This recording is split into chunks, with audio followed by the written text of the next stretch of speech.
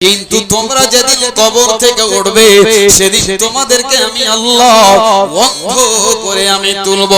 সেদিন ওই বান্দা বলবে ইয়া রাব্বি লিমা হাসরাতানি আমাম, মাবুদ রে কি এমন অন্যায় করেছি আল্লাহ, তুমি আমার চোখ ছিনিয়ে নিলে, আল্লাহ আমি অন্ধ হয়ে কবর থেকে কেন উঠলাম? ওয়াকাদ কুনতু বাসীরা, রব্বুল আলামিন পৃথিবীতে আমার চোখ ছিল, এই চোখ দিয়ে দুনিয়া দেখতাম, মা বাবা দেখতাম, সবাইকে দেখেছি আল্লাহ।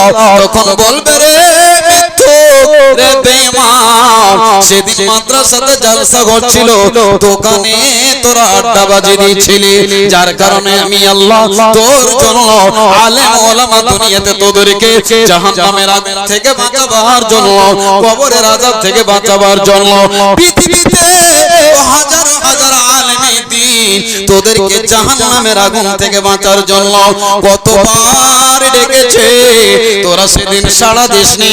আমি আল্লাহ এত বড় সুন্দর নিয়ামত থেকে তোদেরকে বঞ্চিত করে দিলাম। তোমার দান গো আল্লাহ, সবই তোমার দান,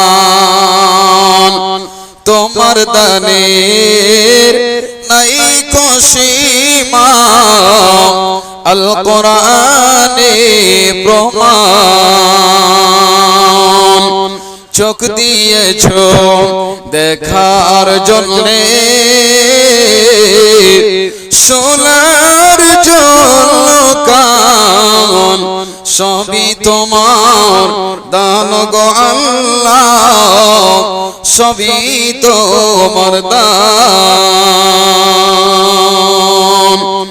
জমিন দিয়েছো চলার জন্যে, ছাদ করেছো আকাশ,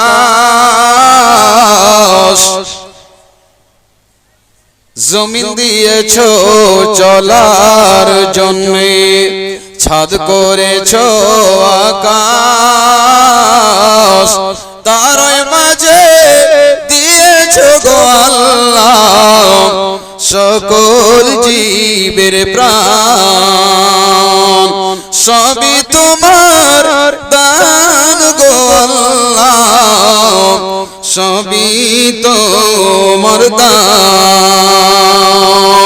নারে তাকবীর। আসার পূর্বে যখন ছিলাম মায়েরই গর্ভে, আহার দাতা তুমি গো আল্লাহ, নারীর দ্বারা করাইছিলে পান, সবই তোমার দান গো আল্লাহ, সবই তোমার দান।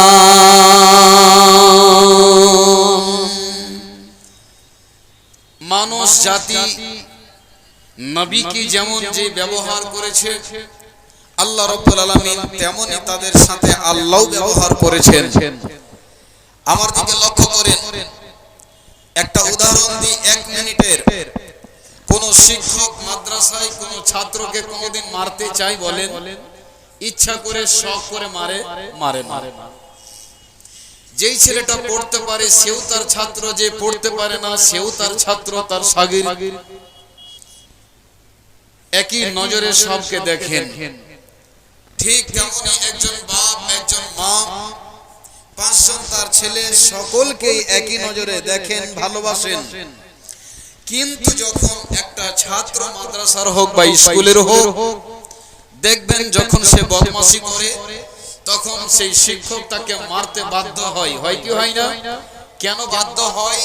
তাকে শাসন করার জন্য, তার ভবিষ্যৎকে, তার আইনদাকে, তার মুস্তাকবিলকে তার রোশন করার জন্য, তার ভবিষ্যৎকে ভালো করার জন্য সেই ছাত্রটাকে মারে, যে মার খেয়ে যেন ছেলেটা আগামী দিনে সে সতর্ক হয়ে যায়, শুধরে যায়। এজন্য ঠিক তেমনি বাপ মাও কোনোদিন চাই না যে নিজের ছেলেকে মারে।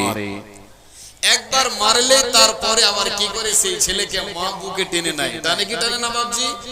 যেহেতু মায়ের তো একটা মায়া রয়েছে, মোহাব্বত রয়েছে, রাগের মুহূর্তে মা নিজের ছেলেকে মারে, হাত দিয়ে মারে, পা দিয়ে লাথি মারে, দূরে চালিয়ে দেয়, বিভিন্ন গালি দিয়ে দেয়। ছেলেটা যখন দেখবেন কাঁদছে কোনো জায়গাতে আড়ালে, তখন মা তখন খুঁজতে খুঁজতে যখন ছেলেটাকে পেয়ে যায়, তখন সে মা নিজের কলিজার টুকরো সন্তানটাকে বুকে জড়িয়ে দুটো গালে চুমা দিয়ে বলে, সোনারে, রাগ বরদাস্ত করতে পারিনি বলে তোকে মারলাম। এরকম হয় কি হয় না? একটু হ্যাঁ না বলবেন, হ্যাঁ কি হয় না? হয়। এটা হচ্ছে মায়ের স্বভাব, এটা হচ্ছে বাপের স্বভাব। ঠিক আমার আল্লাহ রাব্বুল আলামিন বলছেন, আমার বান্দারা যখন ব্যবহার খারাপ করে তখন সে বান্দাদের সাথে আমি তাদেরকে সাইজ করি, এইজন্য তাদেরকে পানিশমেন্ট দিই, এইজন্যই যে তারা ভবিষ্যতে সুধরে যায়, তারা যেন পাপে আর মুখ না ডুবায়, আমাকে যেন তারা ভুলে না যায়, রাসূলের মহব্বত থেকে তারা দূরে যেন সরে না যায়। এইজন্য আল্লাহ রাব্বুল আলামিন বান্দাদেরকে শাস্তি দেওয়ার পরে যখন বান্দা শাস্তি ভক্ষণ করে, তারপরে যখন আবার সে আল্লাহকে ডাকে, আল্লাহ বলছেন, বান্দা যেমন তোমার মা তোমাকে মারার পরে আর থাকতে পারে না, বুকে জড়িয়ে ধরে গালে চুমা দেয়, তেমনি আমি আল্লাহ, আমি তো একটি দয়া দিয়ে সারা পৃথিবীকে আমি সারা পৃথিবী জগতের প্রাণীকে আমি খাবার দিই, সব কিছু দিই, তো আমার কাছে তো 99টি রহমত দয়া রয়েছে, আমিও আল্লাহ তোমাকে তোমার মায়ের চেয়ে বেশি বুকে টেনে নিয়ে একবার বলুন আলহামদুলিল্লাহ। এটা স্বভাব হচ্ছে আল্লাহ। তবে যেই যেরকম ব্যবহার করেছে আল্লাহর সাথে, যেই যেরকম ব্যবহার করেছে নবীর সাথে, ভালো ব্যবহার যারা করেছেন তাদের ব্যাপারে আমার আল্লাহ কোরআনে রাদিয়াল্লাহু আনহুম টাইটেল দিয়ে দিয়েছেন। যারা আল্লাহ এবং রাসূলের সাথে ব্যবহার খারাপ করেছে, আল্লাহ তাবারক ওয়া তাআলা তাদের ব্যাপারেও তাদের নামে আল্লাহ কোরআনে সূরা অবতীর্ণ করেছেন। তাদেরকে লাঞ্ছিত, তাদেরকে পদদলিত, তাদেরকে বেইজ্জতের জিন্দেগি আল্লাহ দিয়েছেন।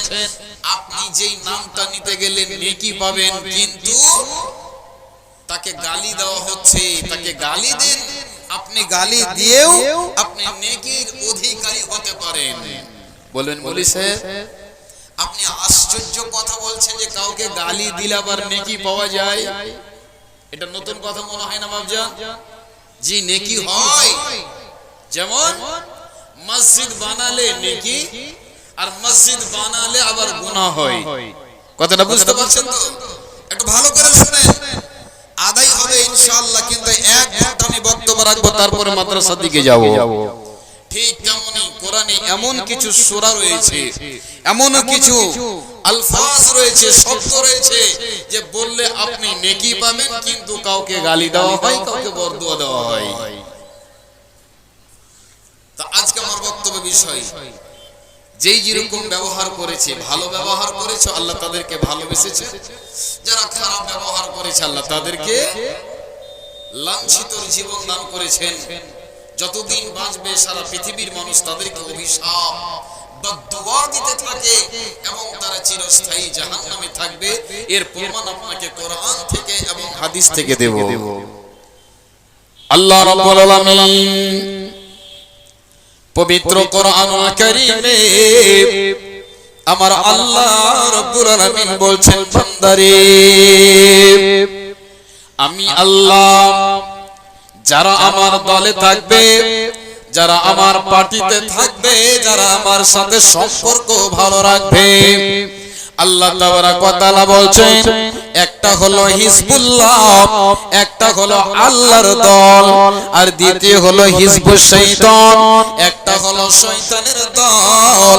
তবে এবার আমাদেরকে বেছে নিতে হবে যে আমরা আল্লাহর দলে থাকবো না শয়তানের দলে থাকবো। যারা আল্লাহর দলে থাকবে তারা হবে কামিয়াব, তারা হবে সম্মানের জীবন পাবে, আর যারা শয়তানের দলে থাকবে। আল্লাহ তাবারক ওয়া তাআলা বলছেন বান্দারে এরা দুনিয়াতে অশান্তির জীবন কাটাবে এবং মরার পরে চিরস্থায়ী তারা জাহান্নামে চলে যাবে। আমার আল্লাহ বলছেন বিসমিল্লাহির রহমানির রহিম ইন্নাল্লাহা আশতারা মিনাল মুমিনিনা আনফুসাহুম ওয়া আমওয়ালাহুম বিআন্নাহুমুল জান্নাহ। আমার আল্লাহ বলছেন মুমিন যারা হবে বান্দারে শোনো শোনো আমি তোমাদেরকে কত ভালোবাসি, আমি তোমাদেরকে কত মহব্বত করি রে বান্দা। যারা আমার মুমিন বান্দা হবে আমার আল্লাহ রাব্বুল আলামিন বলেন বান্দা আমি আল্লাহ বললাম মিলান করে দিলাম যারা মুমিন হবে শুনে রাখো আমি আল্লাহ তোমার জানের পরিবর্তে এবং তোমার মালের পরিবর্তে আমি আল্লাহ জান্নাতের বিনিময়ে